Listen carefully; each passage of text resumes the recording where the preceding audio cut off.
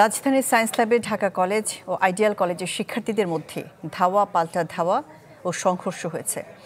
এ সময় পুরো এলাকায় ছড়িয়ে পড়ে আতঙ্ক। পরে সেনাবাহিনী গিয়ে পরিস্থিতি নিয়ন্ত্রণে আনে। এই ঘটনায় আহত হয়েছে অন্তত ২০ জন। প্রায় ২ ঘন্টা ধরে এমন সংঘর্ষ চলে রাজধানীর সায়েন্স ল্যাবে। ঘটনা শুরু ঢাকা কলেজ ও আইডিয়াল কলেজের কিছু ছাত্রের কথা কাটাকাটি থেকে, যার জেরে মঙ্গলবার দুপুরের দিকে দুই কলেজের শিক্ষার্থীদের মাঝে হয় ধাওয়া পাল্টা ধাওয়া। শুরু হয় ইট পাটকেল নিক্ষেপ। এতে বন্ধ হয়ে যায় ওই এলাকার যান চলাচল। ঢালাইয়ের সেরা প্রিমিয়ার সিমেন্ট। এক পর্যায়ে ঢাকা কলেজের শিক্ষার্থীরা আইডিয়াল কলেজের সাইনবোর্ড খুলে নিয়ে আসে। এতে আইডিয়াল কলেজের শিক্ষার্থীরা পুনরায় সায়েন্স ল্যাবের দিকে গেলে সেনাবাহিনী দুই পক্ষকে ছত্রভঙ্গ করে দেয়। ঘটনায় দুই কলেজের শিক্ষার্থীরাই করলেন পাল্টাপাল্টি অভিযোগ।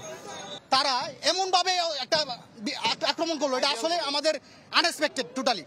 তারা আমাদের ক্যাম্পাসের ভিতর ঢুকে গেছে। আমরা যা লোক বসে আবার আসার পর সেনাবাহিনীর লোক ছিল, তাদের সামনে আমাদের গেট ভাঙছে কলেজে, ওই যে বড় যে গেট ভেঙে তাদের সামনে নিয়ে গেছে। তখন সেনাবাহিনীর লোক একটা কেউ কিছু বললো না।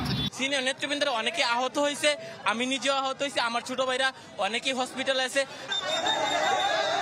এই ঘটনায় দুই পক্ষের অন্তত ২০ জন শিক্ষার্থী আহত হন।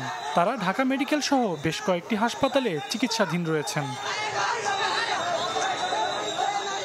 সজল সাইক, চ্যানেল 24, ঢাকা।